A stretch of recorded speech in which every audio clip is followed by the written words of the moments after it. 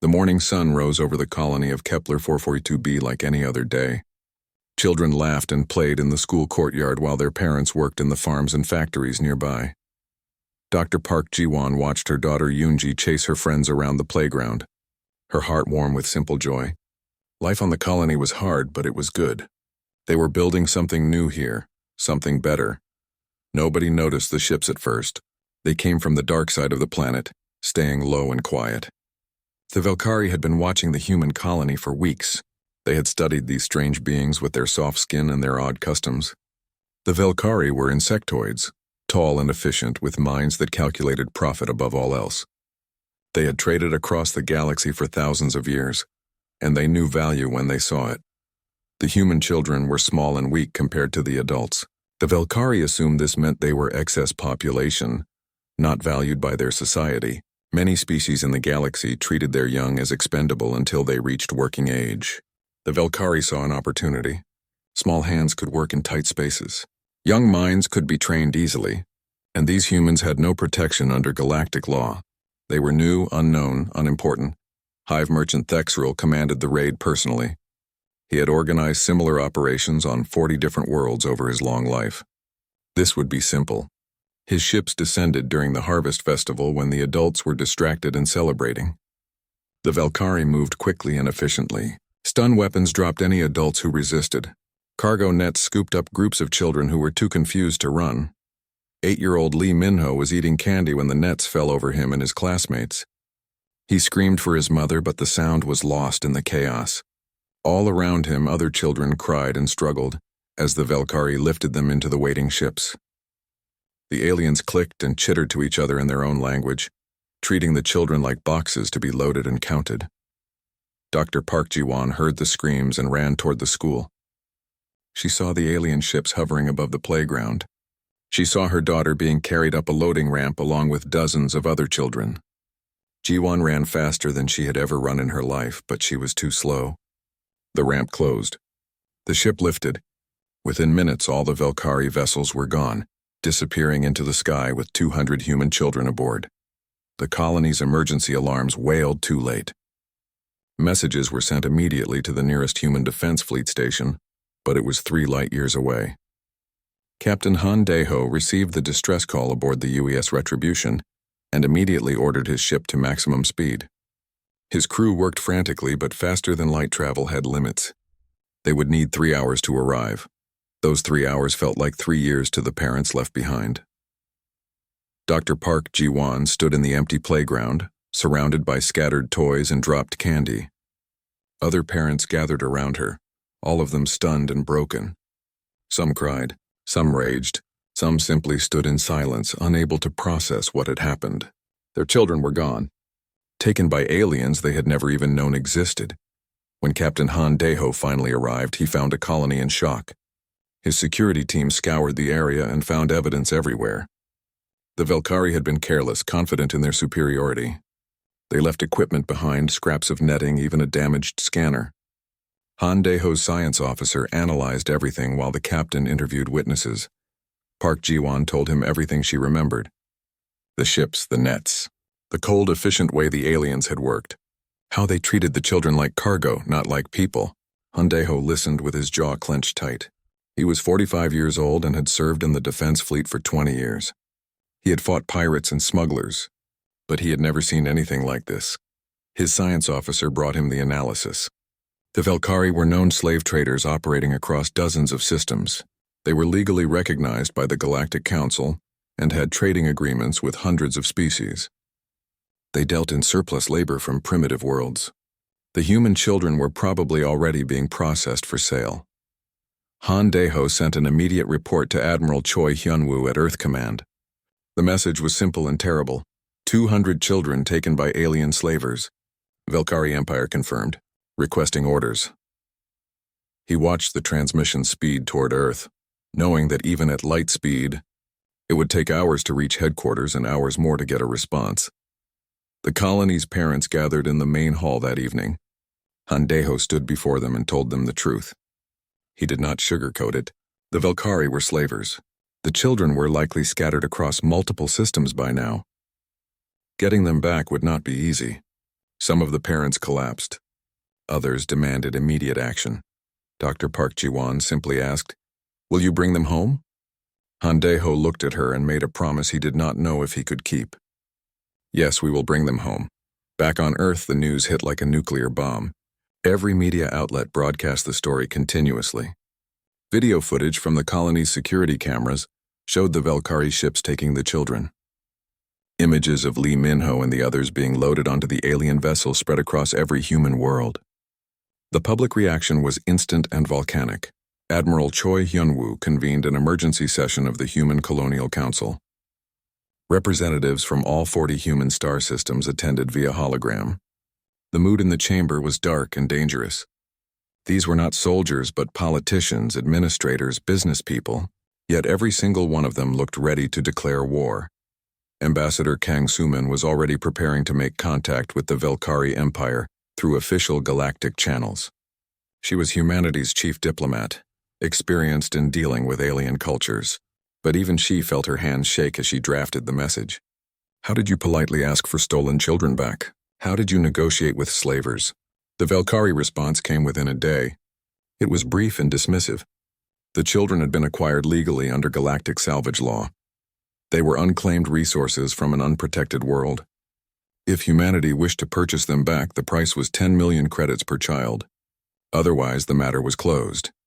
When Ambassador Kang Soo-min read that message to the Colonial Council, the silence was absolute. Then someone started laughing. It was not a happy sound. It was the laughter of someone who had just realized that diplomacy was already dead. Admiral Choi Hyun-woo stood and spoke calmly. "Mobilize every ship. Call up every reserve unit. I want our entire fleet ready to move within 30 days. The council voted unanimously. There were no speeches, no debates. The decision was already made. Captain Han Dae-ho received his orders while still in orbit above the colony. The UES Retribution would lead the first strike. He walked to the window of his quarters and looked down at the planet below. Down there, parents were crying themselves to sleep, waiting for their children to come home. Han Dae-ho thought about his own daughter, safe on Earth. He thought about what he would do if someone took her. The answer was simple and terrible. He would burn worlds. He would cross the galaxy. He would never stop until she was safe in his arms again. Now he had to do exactly that for 200 children he had never met. The Valkyrie had made a catastrophic mistake.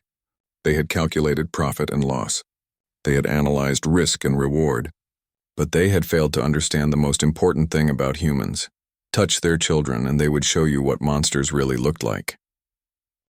The Valkyrie Defense Station orbiting Mining World 7 detected the anomaly at 600 station time.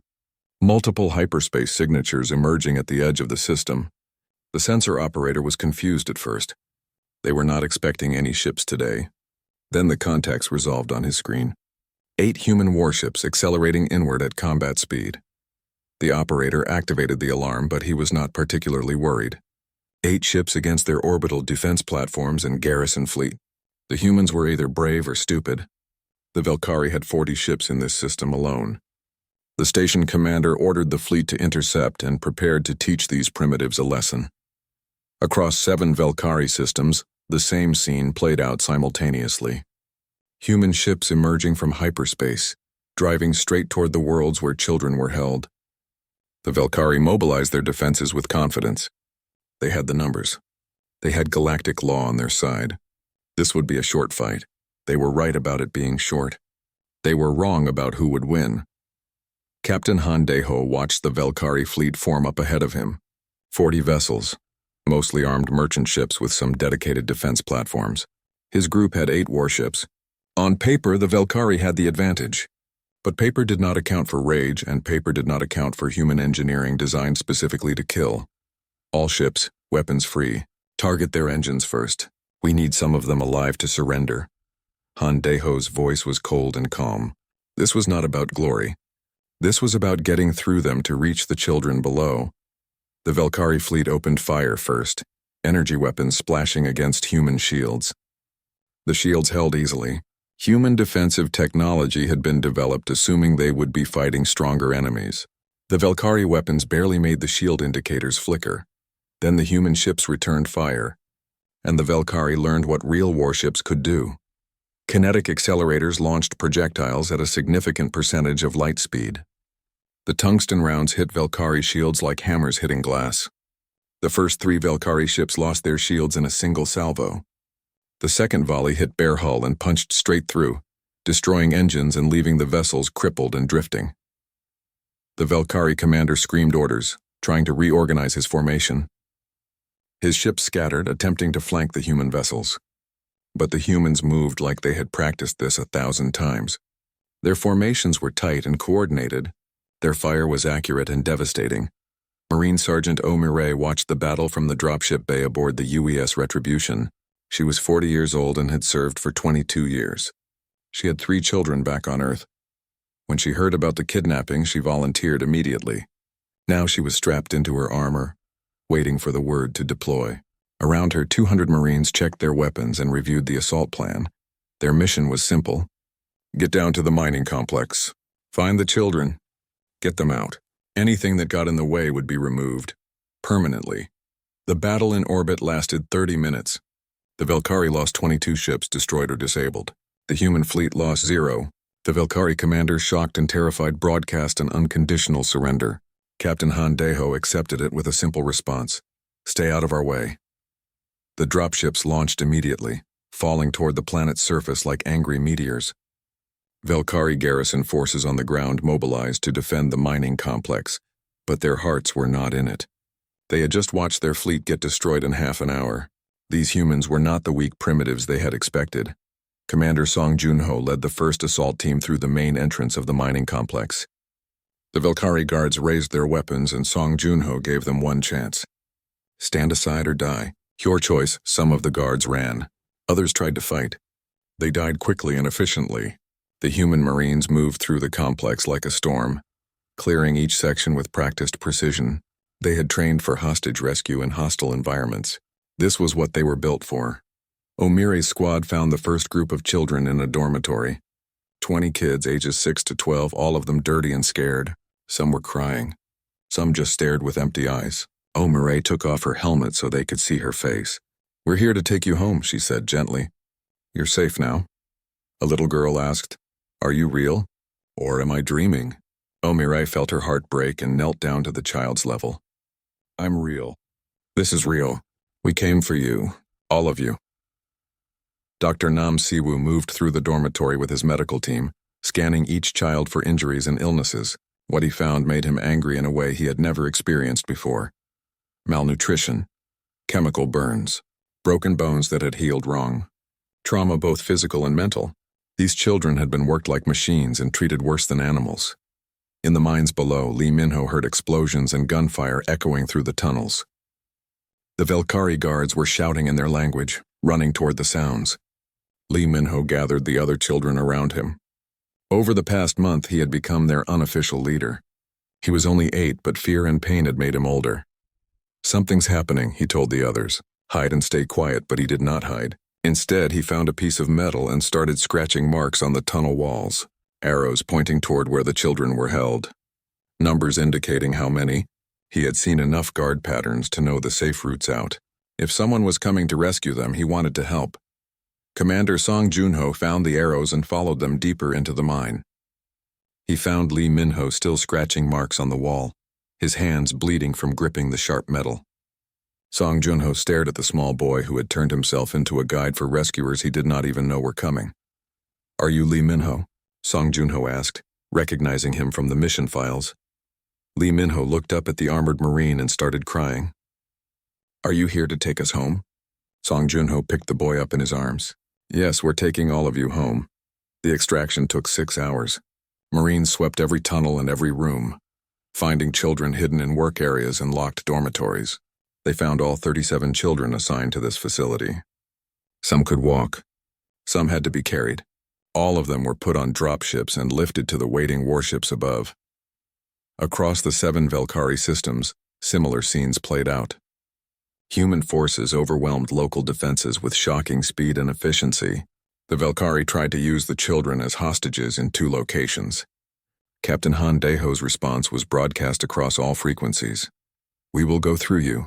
Surrender the children now, or we will level every structure you have. Pilot On-Hand's fighter squadron eliminated orbital defense platforms with surgical precision. The platforms were designed to stop pirates and smugglers, not military strike craft flown by pilots who had trained for this their entire careers. On-Hand put her missiles through specific weak points identified by reconnaissance weeks earlier. Each platform exploded beautifully against the black of space. The Velkari High Council on Thex Prime received reports from all 7 systems within hours. Every attack successful. Every human child recovered.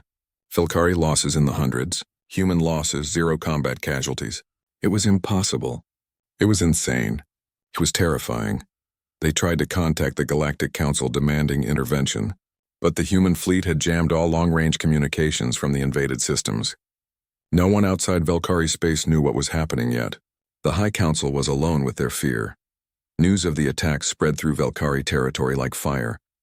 The mighty merchant empire that had ruled trade routes for centuries was being torn apart by a species they had dismissed as primitives. Panic spread. Merchant ships fled their posts. Defense forces refused orders. The empire that had seemed so strong was revealed to be hollow. Admiral Choi Hyunwoo received reports from all 7 strike groups. Mission accomplished at every location. All 200 children recovered. 17 children had died before the rescue could reach them, victims of abuse and neglect. Those 17 names were recorded carefully. They would be remembered. The Velkari would answer for every single one. On the surface of Mining World 7, Captain Han Daeho walked through the dormitory where the children had been kept. He saw the small beds and the harsh conditions and the tools sized for adult hands that children had been forced to use. He saw the medical waste from Dr. Nam Siwoo's treatment of injuries. He saw the fear slowly fading from children's eyes as they realized they were truly safe. Dr. Park Ji-won was on the UES Retribution, having insisted on joining the mission. When the dropships returned with the rescued children, she searched frantically through the crowd. Then she saw her daughter Yoonji, thin and scared but alive. They collided in an embrace that needed no words. Lee Min-ho sat in the medical bay, his hands bandaged, eating real food for the first time in a month. Marine Sergeant Omirai sat with him, answering his questions about the rescue. He wanted to know how they found them, how they planned it, how they fought. He was 8 years old and had seen too much, but he was still curious about everything. "Are you going to punish the bugs?" he asked, using the term the children had given the Velkari. Omirai thought about that. "Yes, we're going to make sure they never do this again. To anyone." The Galactic Council chamber on Neutral Station Prime held representatives from 147 species. It was built to be impressive, with holographic displays and translation systems that could handle thousands of languages simultaneously. Today, the chamber was in chaos. News of the human assault on the Velkari Empire had finally reached the wider galaxy. 7 Velkari systems captured, over 200 Velkari ships destroyed or disabled, human forces occupying mining worlds and labor camps. The Velkari representative was demanding immediate intervention and sanctions against humanity for unprovoked aggression. Ambassador Kang Soo-min stood in the center of the chamber, surrounded by angry alien representatives. She waited calmly for the noise to die down. When it finally did, she spoke clearly and without emotion. The Velkari Empire kidnapped 200 human children. They enslaved them. They worked them in toxic environments. 17 of them died from abuse and neglect before we could reach them. We asked politely for their return. We were told they were property and we could purchase them back. We gave a 30-day ultimatum. It was ignored. So we took our children back. That is all. The Velkari representative clicked his mandibles furiously. Lies. The resources were legally acquired under galactic salvage law. The humans had no legal standing. They have committed an act of war. Kang Soo-min turned to face him. You call our children resources. That tells me everything I need to know about your empire. She looked around the chamber at the other representatives. But we found something interesting during our rescue operations. The Velkari had detailed records, sales ledgers, customer lists. We found children from 40 different species in their camps. Children they took from primitive worlds. Children they sold to buyers across civilized space. The chamber went silent. Kang Soo-min activated a holographic display. Images appeared in the air above the council floor. children of dozens of species working in mines and factories, purchase orders and payment records, a complete accounting of the Velkari slave trade spanning centuries. These records show purchases by 17 species represented in this council. Kang Sumin continued. She highlighted specific entries. The Draxani Consortium bought 300 young laborers last year. The Krell Unity purchased mining specialists average age 10 cycles. The Hexen Commerce Guild has been buying educated younglings for decades. The accused representatives started shouting denials and excuses. Kang Sumin raised her voice over the chaos. You want to talk about galactic law? Fine. Here is humanity's law. You do not touch children. Not human children. Not anyone's children. Never. And if you do, we will come for you. The council dissolved into arguments and accusations. Species that had secretly used child labor tried to blame others. Species that opposed slavery demanded investigations. The entire structure of galactic civilization was cracking as ugly truths came into the light. While the council argued, human forces continued their operations in Velkari space. Admiral Choi Hyunwoo had expanded the mission. They were no longer just rescuing human children. They were liberating every child they found. Captain Shin Nari commanded the humanitarian fleet that followed behind the warships. Her ships were cargo vessels converted to refugee transport. When the Marines cleared a labor camp, Shin Nari's teams moved in with food, medicine, and transport. They processed thousands of freed slaves, identifying their species and arranging return to their home worlds. It was overwhelming work. Many of the children did not remember where they came from. Some species did not want them back, considering them contaminated by contact with aliens. Shin Nari did not care about their prejudices. She kept detailed records and made sure every child was fed, treated, and safe. Professor Go Yunwoo traveled with the humanitarian fleet, documenting everything. She was a xenobiologist, but this mission was about more than science. She recorded testimony from freed slaves. She cataloged the Velkari methods of capture and sale. She gathered evidence that would be used in trials later. What she found horrified her. The Velkari had perfected their system over centuries. They targeted primitive worlds with no galactic protection. They took the young because they were vulnerable and trainable. They sold them to species that wanted cheap labor and did not care about ethics. The whole system was designed to be legal within galactic law while being completely evil in practice. Judge Kwon Jinha arrived in Velkari space 30 days after the initial assault. She was head of the Human Justice Commission, and she came with a mandate to establish tribunals. The Velkari leadership would be tried for crimes against sapient beings. It would be the first trial of its kind in galactic history. The Velkari High Council, what remained of it, refused to recognize her authority. They claimed diplomatic immunity and demanded release under galactic law. Judge Kwon Jinha's response was simple. Galactic law permitted the enslavement of children. Galactic law is invalid. She set up her tribunal on the captured world of Thex Prime. The proceedings were broadcast across every human world and any alien system that wanted to watch. The Velkari were charged with systematic slavery, child abuse, and murder. The evidence was overwhelming. Velkari Hive Mother Zexara was the only member of the High Council who cooperated. She had watched her empire collapse in 60 days and realized the truth. The Velkari had become so focused on profit that they had lost all sense of morality. She testified against her own people, providing details of the slave trade that even human intelligence had not discovered. We thought ourselves superior, she told the tribunal. We thought profit justified everything. We thought the law protected us. We were wrong. The humans showed us what true strength is. Not weapons, not fleets, but the willingness to sacrifice everything to protect the innocent. The tribunal found the Velkari leadership guilty on all charges. The sentence was severe. The Velkari Empire was dissolved. All slave operations were permanently shut down. Velkari worlds would be supervised by the galactic community for 1,000 years. Any Velkari caught in slave trade would face immediate execution. The Velkari people, ordinary citizens not involved in the leadership's crimes, faced a choice: rebuild under supervision or face economic collapse. Most chose to rebuild. They were traitors, not warriors. They would adapt or die. Back on Kepler 442b, Dr. Park Ji-won held her daughter Yoonji and tried to help her heal. The girl had nightmares every night. She woke up screaming, thinking she was back in the mines. She flinched at loud noises and cried at unexpected touches. The rescue had saved her life, but it had not saved her innocence. Park Ji-won connected with other parents of rescued children. They formed support groups, sharing experiences and coping strategies. Professional therapists worked with the children, but the parents knew their kids would carry scars forever. Lee Min-ho no longer smiled the way he used to. Other children had stopped talking entirely. The 17 children who died were honored with memorials on every human world.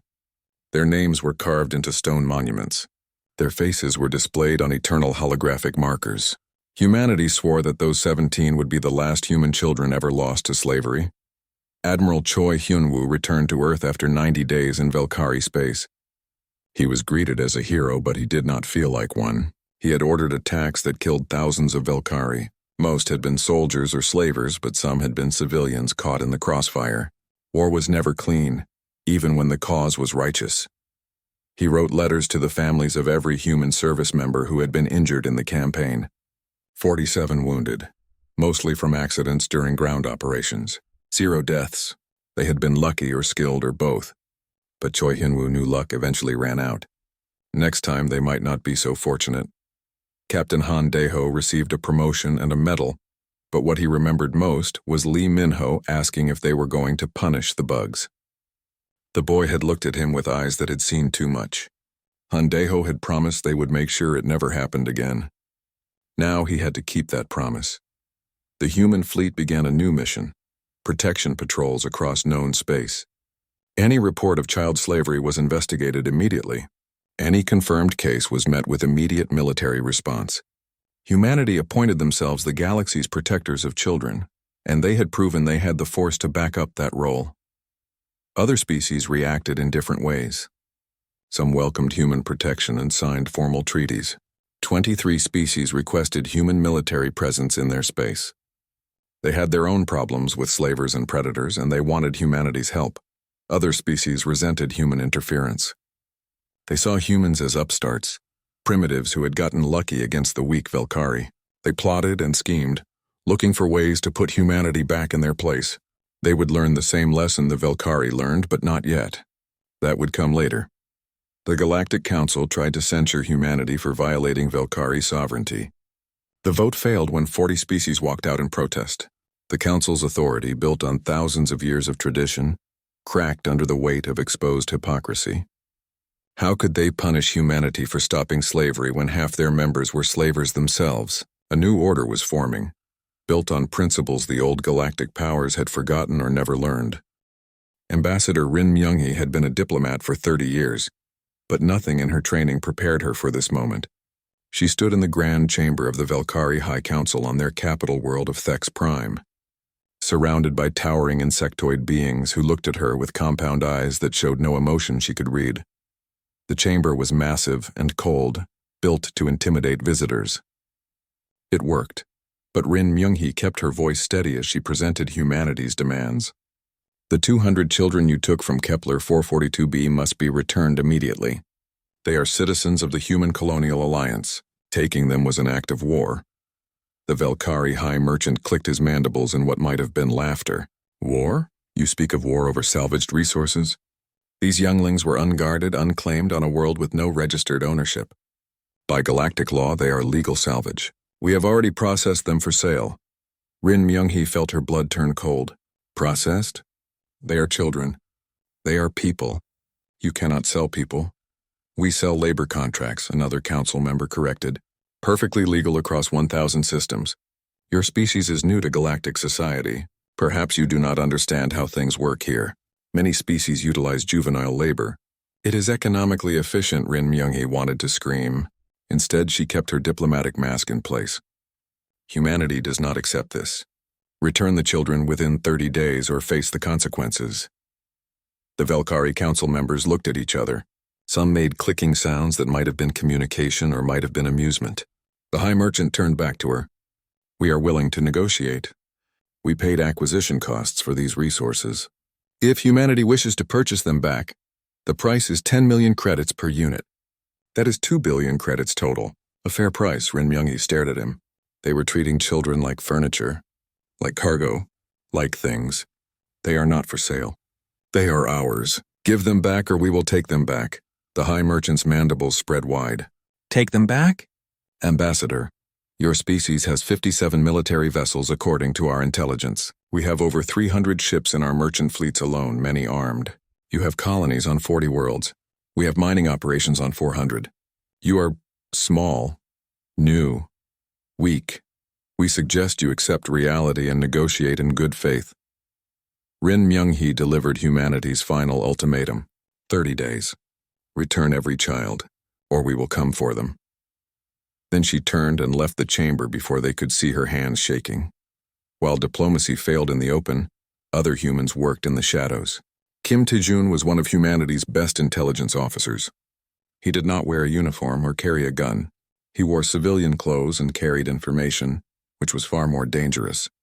For 2 weeks, he had been tracking the stolen children through the galactic underworld. The Valkyrie had been careless in their confidence.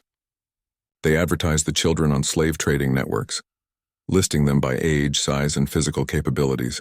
Kim Tae-jun found auction listings, shipping manifests, transfer records. The children had been split up and sent to 7 different worlds across Valkyrie space. Some were already working in mining operations. Others were in training facilities being prepared for sale to other species. Kim Tae-jun compiled everything into a detailed report and sent it to Admiral Choi Hyun-woo.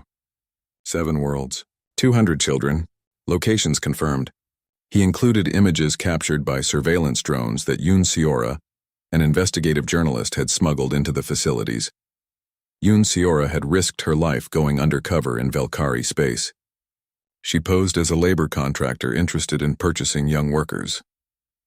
The Valkyrie gave her a tour of their facilities, proud of their efficiency.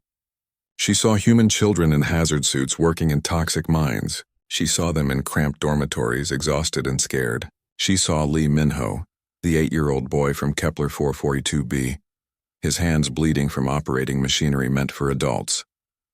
Yoon Seora took secret recordings of everything. When she escaped back to human space, she broadcast the footage across every human world. The public saw their children being worked to death by aliens who saw them as nothing more than tools. The rage that followed was beyond anything in human history. Lieutenant Bae Jisoo led reconnaissance missions into Valkyrie territory, mapping their defenses and fleet positions. She flew stealth ships through their systems, counting their forces and identifying weak points. The Valkyrie had numbers, but their ships were designed for commerce and light defense. They were traders, not warriors. They had never fought a real war. Bae Jisoo reported back to Admiral Choi Hyun-woo with complete tactical analysis. The Valkyrie were strong on paper, but weak in practice. Their ships were scattered across hundreds of systems. Their military coordination was poor. They relied on their reputation and galactic law to protect them, not actual combat ability. They could be beaten, decisively. The 30-day ultimatum expired with no response from the Valkyrie.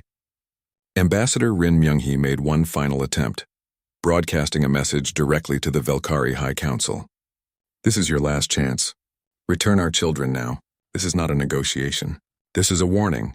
The Valkyrie High Council voted on their response. They were not concerned about the human threat. Humans were a minor species with a tiny military. Even if the humans attacked, galactic law was on the Valkyrie's side. Other species would support them. The humans would be censured, possibly sanctioned. The Valkyrie would profit from the entire affair.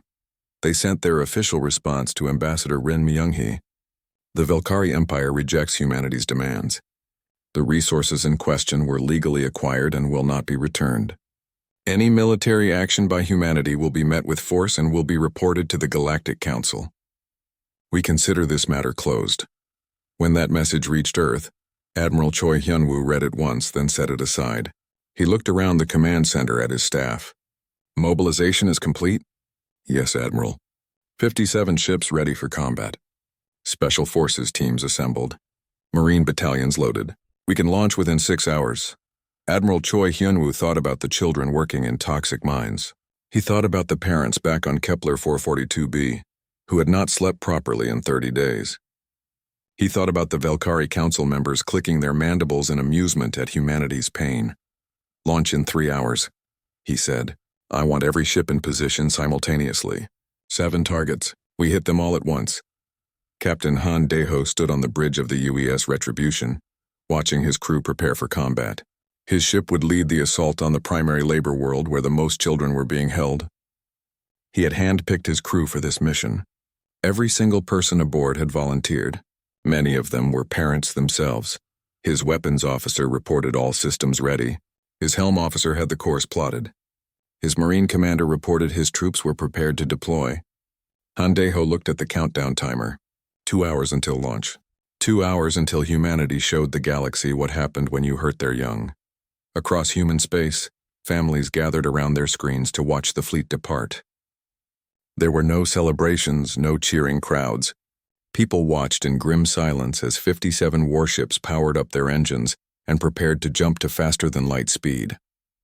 Every ship was marked with the same symbol, a child's handprint painted in white on black hulls.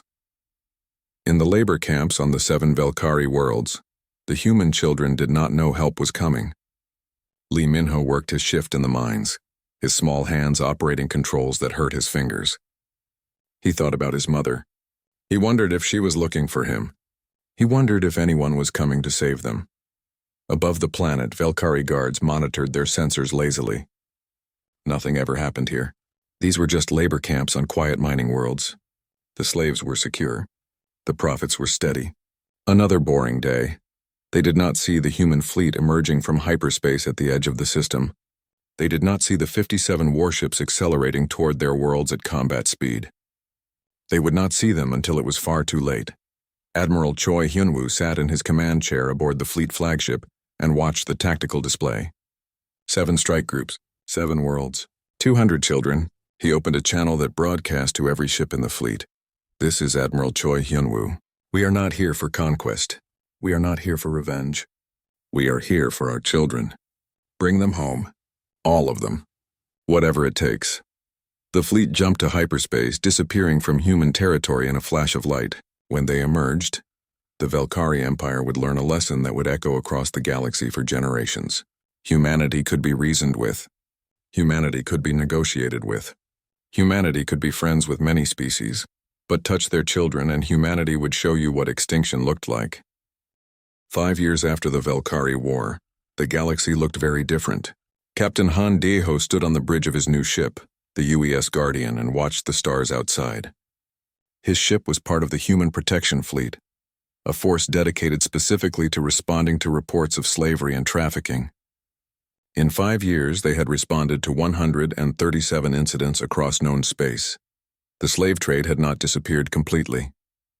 That would take generations, maybe centuries, but it had been reduced dramatically. Species that used to openly buy and sell labor now did so secretly, in fear. The fear was not of galactic law, which was still weak and corrupted.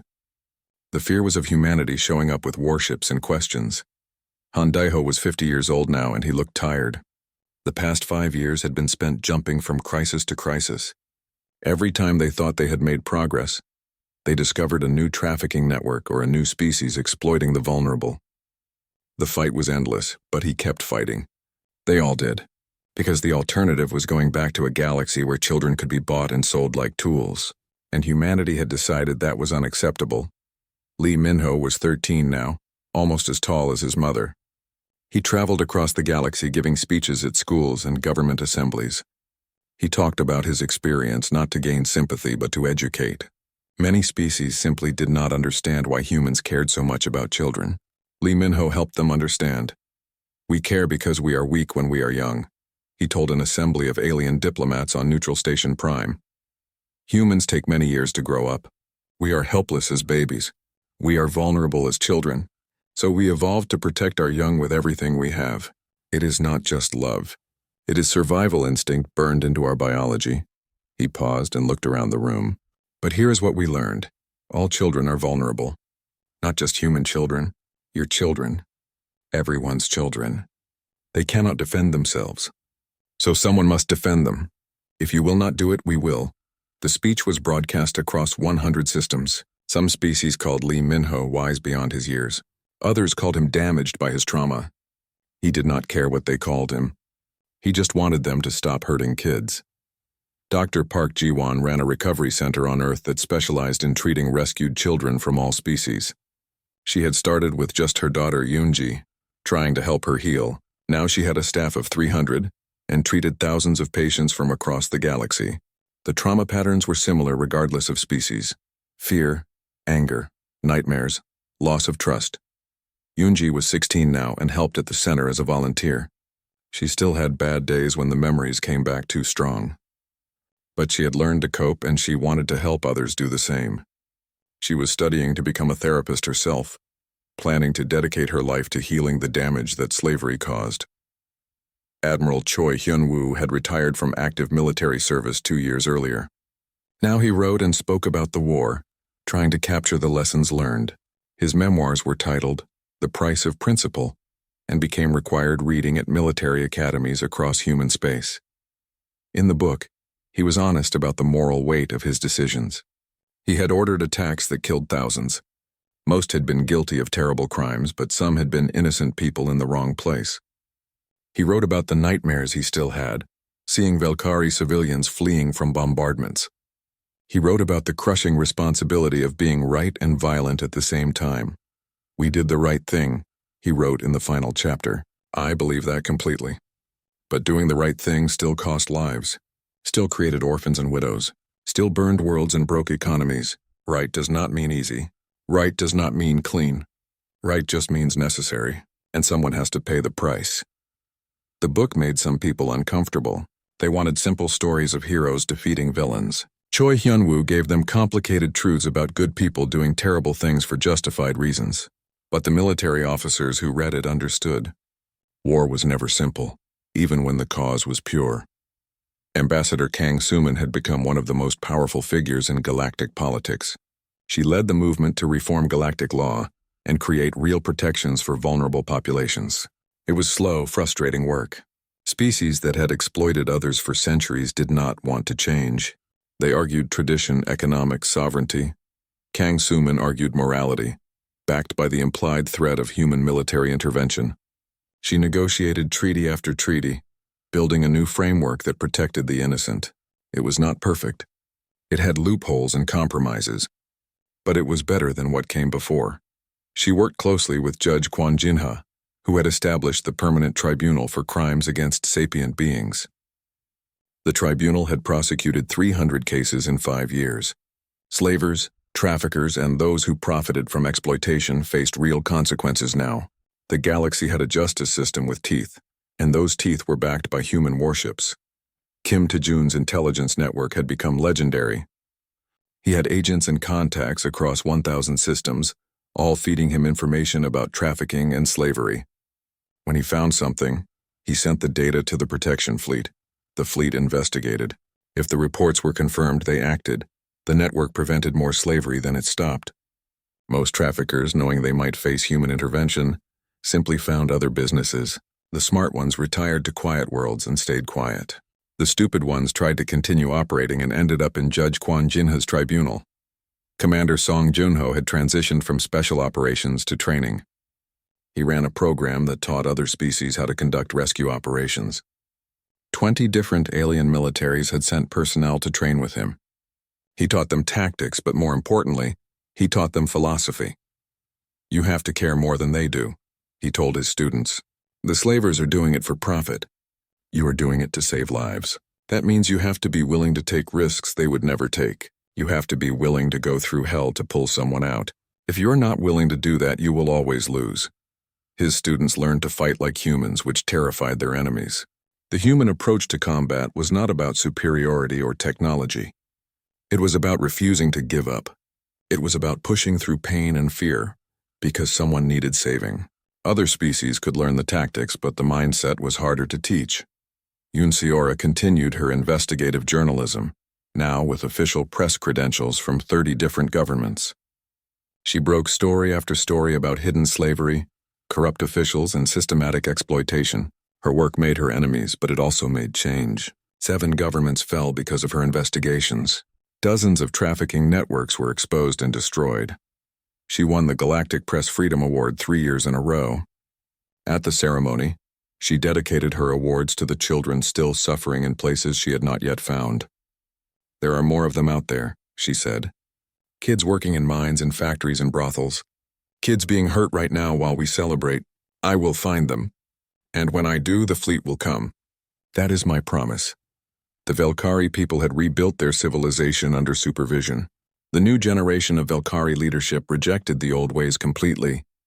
They became some of humanity's strongest allies, driven by shame for what their ancestors had done. They used their trading networks to report trafficking and slavery whenever they found it. Sexara, the hive mother who testified against her own people, lived quietly on a colony world. She had lost everything when the empire fell, but she accepted that as the price of her people's crimes. She spent her days teaching young Velkari about the importance of ethics in business. Profit without morality is just theft, she taught them. And theft always has consequences. The galaxy had not become peaceful or perfect. There were still wars and conflicts. Species still competed for resources and territory, but one thing had changed fundamentally. Children were off limits. Any species that broke that rule faced immediate and overwhelming response from humanity and their allies. 3 species had tried to test the rule in the past 5 years. All 3 learned the same lesson the Velkari learned. Their governments were destroyed. Their leadership was tried and executed. Their economies collapsed. The survivors rebuilt under supervision. Their military capabilities permanently reduced. On Earth, memorials to the 17 children who died in Velkari captivity stood in every major city. People left flowers and toys at the monuments. The names were read aloud every year on the anniversary of the rescue. The dead were not forgotten, but the living 200 children, now young adults, carried their own memorials. Some thrived and built normal lives. Others struggled with trauma that never fully healed. Lee Minho fell somewhere in between. He had purpose and direction, but he still woke up sometimes convinced he was back in the mines. He talked about this honestly in his speeches. Recovery is not a straight line, he told audiences. You do not just get rescued and become fine. The scars stay, but scars mean you survived. And if you survived, you can help others survive too. Captain Hondejo received a priority message while his ship was in transit between systems. Reports of child labor on a mining world in an unaligned system.